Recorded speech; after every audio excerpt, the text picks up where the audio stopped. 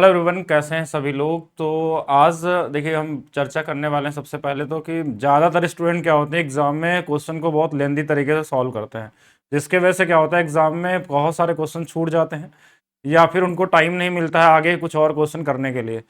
तो आज हम लोग सीखने वाले हैं एग्जाम में सबसे स्मार्ट तरीका क्या हो सकता है, कैसे क्वेश्चन को 10 सेकंड के अंदर बना सकते हैं जिससे आपका लगाने का नजरिया और एक अप्रोच एक नया तरीके से हो और क्वेश्चन लगाने में आपको मजा भी आए क्वेश्चन कैसे करना है। बहुत सारे क्वेश्चन दिखने में तो बहुत मुश्किल होते हैं लेकिन वो आसानी से एग्जाम में बन जाते हैं, लेकिन अगर आपको सही तरीका पता होना चाहिए तो आज हम लोग वही अप्रोच सीखेंगे कैसे आप स्मार्ट तरीके से एग्जाम में क्वेश्चन को सॉल्व कर सकते हैं। तो स्टार्ट करते हैं आज की क्लास। तो सबसे पहला क्वेश्चन देखेंगे, ये टेक्नीशियन 2026 में पूछा हुआ है, अलजेब्रा और सिंप्लीफिकेशन का एक मिक्स क्वेश्चन है। ऐसे क्वेश्चनों में लोग पावर और ये सब चीजें लगाने की कोशिश करने लगते हैं कि एन जो होगा इसको जोड़ेंगे घटाएंगे पावर को जोड़ेंगे और कहीं ना कहीं टाइम अपना वेस्ट कर देते हैं। और ये एग्जाम में मात्र 2-3 सेकंड वाला क्वेश्चन होता है एग्जाम में सॉल्व करने के लिए। 10 सेकंड तो हम ज्यादा बता रहे हैं आपको। अब कैसे करेंगे इस क्वेश्चन को एक बार चेक करेंगे सभी लोग। अगर एग्जाम में करना है तो इस एन की वैल्यू ना कुछ भी रख दीजिए आप एग्जाम में, कुछ भी जो आपको अच्छा लगे। और जब कुछ ही रखना है तो आप सबसे छोटी वैल्यू रखिए, क्या रखिए, 0। अब 0 रखेंगे तो यहाँ 2 के पावर 3 ये 8 हो जाएगा। और यहाँ 0 रखेंगे तो 2 के पावर 0 जो होगा वो क्या होता है हमारे पास 1 होता है, यानी यहाँ 2 ही रहेगा। नीचे में हमारे पास यहाँ 0 रखेंगे तो 2 दूना 4 और 4 दूना 8 आ जाएगा, यानी ये 6/8 है। इसको हम 3/4 भी लिख सकते हैं। कौन सा आंसर आ जाएगा, ऑप्शन नंबर बी आ जाएगा। आप चाहे तो इस एन की जगह पे 1 रख सकते हैं, 2 रख सकते हैं, 3 रख सकते हैं, जितनी छोटी वैल्यू उतना आसान होगा। 1 रख के करेंगे तो भी आ जाएगा, बहुत छोटा सा क्वेश्चन होता है। ऐसा नहीं कि इसके पावर के कॉम्बिनेशन को बनाने के चक्कर में एग्जाम में अपना टाइम वेस्ट करें, ये 2-3 सेकंड वाला क्वेश्चन होता है। चलिए नेक्स्ट हम लोग देखते हैं, दूसरे क्वेश्चन की तरफ चलते हैं कि एक क्वेश्चन इस तरीके से इस बार ही पूछा गया 2026 में। वैसे तो सीजीएल के एग्जाम बहुत पहले भी ऐसे क्वेश्चन आ चुके हैं कि इस तरीके से कुछ नंबर हमारे पास वेरिएबल्स दिए हुए हैं जिनको गुणा करने में बोला कि एक्स का गुणांक पूछ लेता है, कभी कभी एक्स स्क्वायर का, कुछ इस तरीके से क्वेश्चन हमारे पास पूछे जाते हैं। तो ऐसे केस में हम ऐसा नहीं कि इनको मल्टीप्लाई करके हम निकालने जाएं कि हमारा कितना किसका क्या गुणांक आने वाला। अगर हमको एक्स का गुणांक चाहिए ना तो ये हमेशा फिक्स होता है। जैसे ये न्यूमेरिकल वैल्यू हमारे पास जो दिया हुआ है, इनके जगह पे ए बी सी और सी ए रख देते हैं बस। यानी कि ये वाला को ए मान लें, इसको बी मान लें, इसको सी मान लें, तो A B plus B C plus C A, ये फिक्स है कि हमेशा आने वाला है हमारे पास। अब यहाँ पे अगर हमको चाहिए, देखिए हम इसको 9 × 6 करेंगे, 54 माइनस में 54 आ जाएगा। यहाँ पे 6 × 5 माइनस में 30 आ जाएगा। अब प्लस लास्ट में देखिए प्लस प्लस वाले हैं, 9 × 5 45 आ जाएगा। ये वाला 30 में से 45 चला जाएगा, प्लस 15, 15 इसमें घटा लेंगे यानी कि माइनस में 39। यानी 3-4 सेकंड के अंदर में इस क्वेश्चन को भी लगा सकते थे। हम करें 10 सेकंड में भी लगा लेते हैं तो भी आपके लिए बाकी लोगों से तो बेहतर ही होने वाला है। हाँ बिल्कुल कमेंट करके बताइए, जिनको कुछ पूछना है बिल्कुल आप पूछ सकते हैं। ज्योमेट्री के क्वेश्चन तो करा दिए गए आपके संपूर्ण बैच के अंदर में सारे, एक बार उसको पढ़िएगा और बाकी थ्योरी वाली क्लास जरूर देखेंगे। एक और क्वेश्चन देखिएगा, मैं हमेशा से बताता आता हूं, अगर अलजेब्रा की आप कोई भी पुरानी वीडियो देखेंगे, ऐसे रील्स बहुत सारी चीजें इस टाइप के क्वेश्चन के लिए बताया गया, ये सब एग्जाम होने से पहले, कि कभी भी अगर आपको एक्स की वैल्यू इस तरीके से मिल जाए 5 + 2√6 मिल जाए, या यहाँ पे कोई भी ऐसा 4 + √15 मिल जाए, यहाँ पे 3 + 2√2 मिल जाए, यानी ऐसा नंबर मिल जाए जब इन दोनों के स्क्वायर का डिफरेंस हमारे पास 1 आता है। जैसे 5 का स्क्वायर 25 है, इसका स्क्वायर करेंगे तो 4 × 6 = 24, 1 आएगा। ऐसे केस में सबसे पहले तो अगर आप x + 1/x निकालना होता है तो हम बस पहला वाले का डबल कर लेते हैं, ये 10 हो जाएगा। अगर माइनस में निकालना होता, अगर इसकी वैल्यू, ये चीज आपको सिखाई गई है, तो इसका डबल कर लेते हैं, ये 4√6 आया था।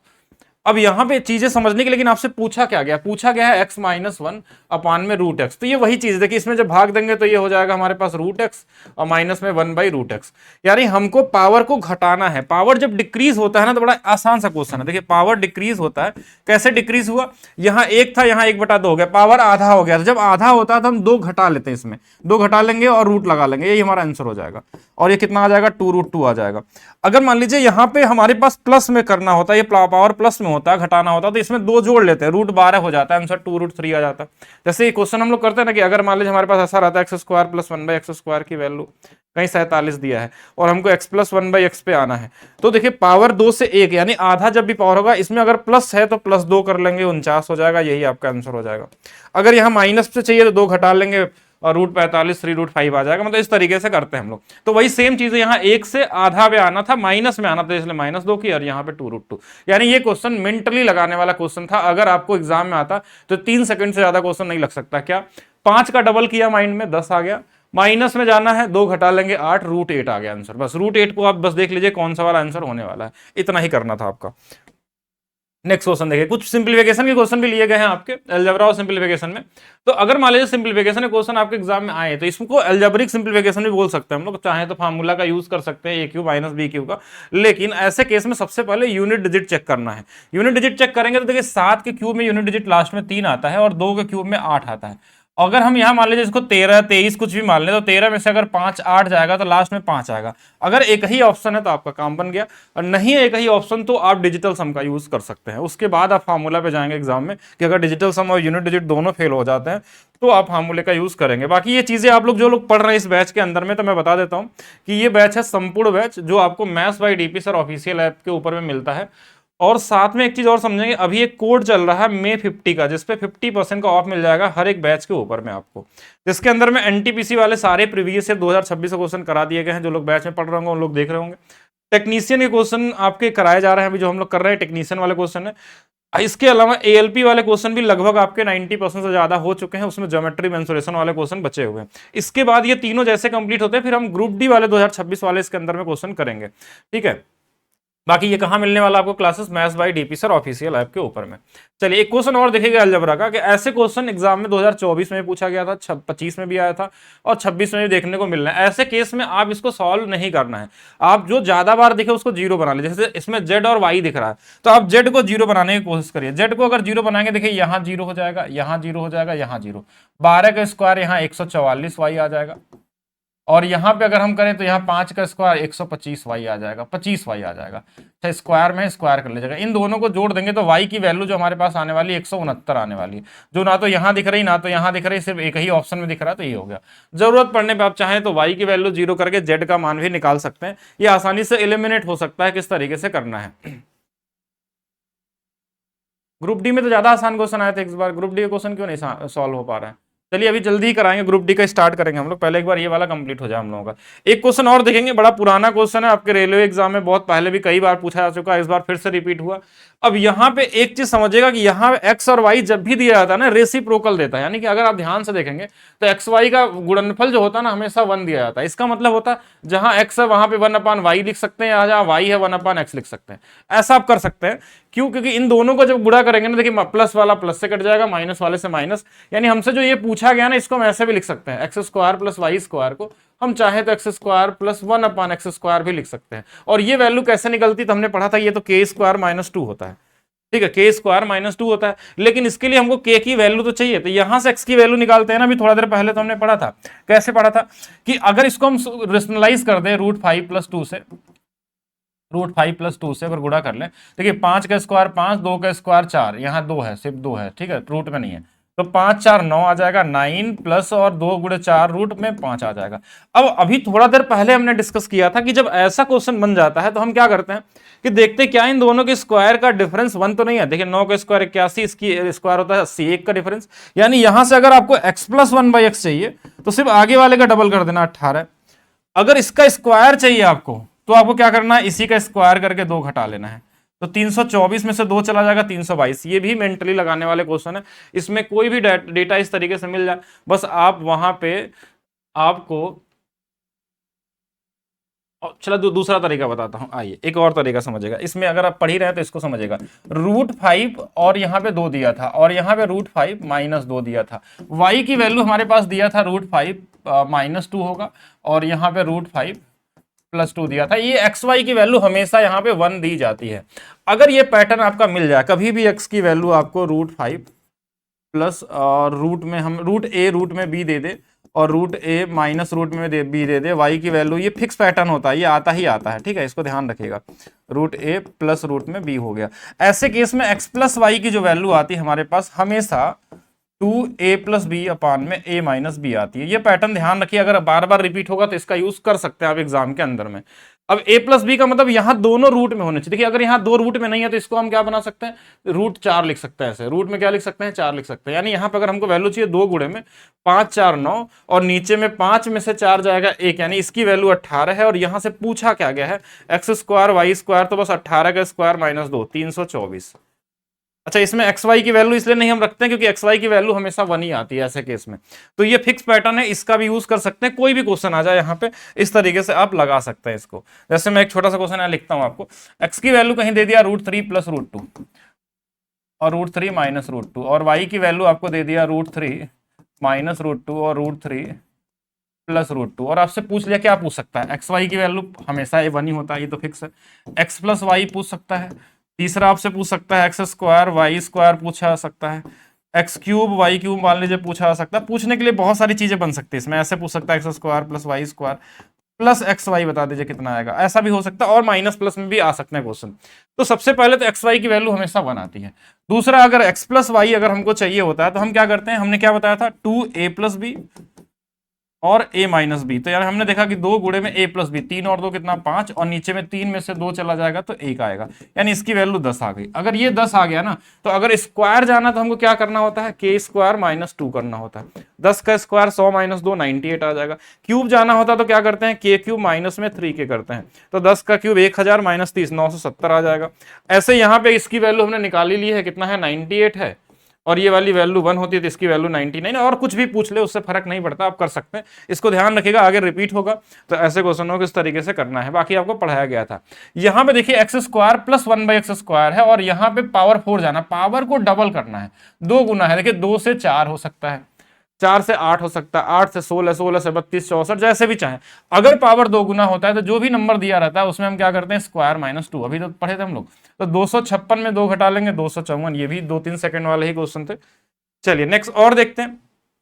एक फार्मूला भी ध्यान रखना होगा, कुछ कुछ फार्मूले आपको आपको पता होने चाहिए, जैसे a+b² a - b², ये कितना होता है 4ab होता है, कितना होता है 4ab। तो यहां पे हमारे पास पहले तो 4 के गुणनफल में आंसर आएगा 4, a की वैल्यू है 2pq है, और साथ में हमारे पास b की वैल्यू 11 है, 11q है। 11 से घटने वाले सारे ही आंसर है, तो गुड़ाई कर लीजिए, 11 दूना 22 88 वाला आएगा, और q 2 बार है तो pq² हो जाएगा, यहाँ पे q²। पहले तो 44 वाले काट लीजिए, q² इस वाले में नहीं इस वाले में, तो ऑप्शन नंबर सी आपका क्या होगा यहाँ पे राइट आंसर होने वाला है। ठीक है, ऑप्शन नंबर सी यहाँ पे क्या होगा, राइट आंसर होने वाला है। नेक्स्ट देखिएगा, a + b + c की वैल्यू 13 है, a b b c c a की वैल्यू दिया गया है। ऐसे केस में ये जो वैल्यू पूछी गई है ना, यहां से लेके यहां तक, यहां तक, अब इसकी वैल्यू ही होती है a + b + c। अगर फार्मूला याद है तो ठीक है, नहीं पता है तो देखिए ab + bc + ca, मतलब इनका गुणनफल ये आता है। अगर फार्मूला पता है तो इससे लगा सकते हैं, सीधा गुणा कर लेंगे, 13 × 4 52 आंसर आ जाएगा।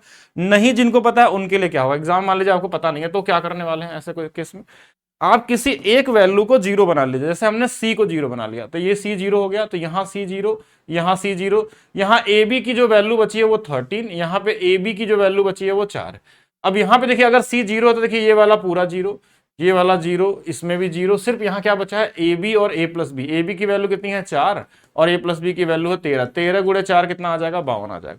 वैल्यू पुटिंग का सहारा ले सकते हैं, जहां फार्मूला नहीं पता हो तो डायरेक्ट भी लगा सकते हैं इस तरीके से। चलिए नेक्स्ट और देखिएगा, a + b की जो वैल्यू हमारे पास है 12 दिया है, ab की वैल्यू 8 दिया है। हमसे पूछा गया है, देखिए क्या, a/b + b/a, तो इसको हम लिख सकते हैं ऐसा, a² + b² में ab।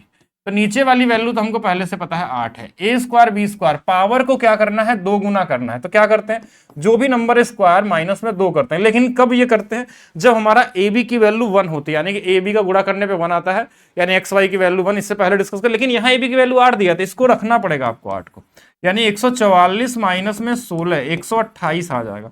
यहाँ 128 रख लीजिए, डिवाइड कर लीजिए, 8 × 8 8 × 48 16। ठीक है, तो 16 × 8, ये तो सीधा भी कर सकते थे। ठीक है, कुछ सिंप्लीफिकेशन कॉमन क्वेश्चन होते हैं, जैसे ये वाला 15 है, ये वाला 0.2 है, ये वाला 2.2 है, ये 0.2 घट गया 2, इसमें चल जाएगा 13। ये तो आसान था, हमको लगा कुछ अच्छा होना चाहिए। तो ये कुछ क्वेश्चन आपके होल स्क्वायर वाले भी एग्जाम में पूछे गए थे, इस बार इसको आपको ध्यान रखना चाहिए। ठीक है, कि ऐसा रूट में जब भी दिया होगा ना, तो रूट में अगर अलजेब्रिक कोई चीज दी गई है, इसका मतलब जरूर वो परफेक्ट स्क्वायर ही होगा, इसके अलावा कोई और क्वेश्चन में बन नहीं सकता।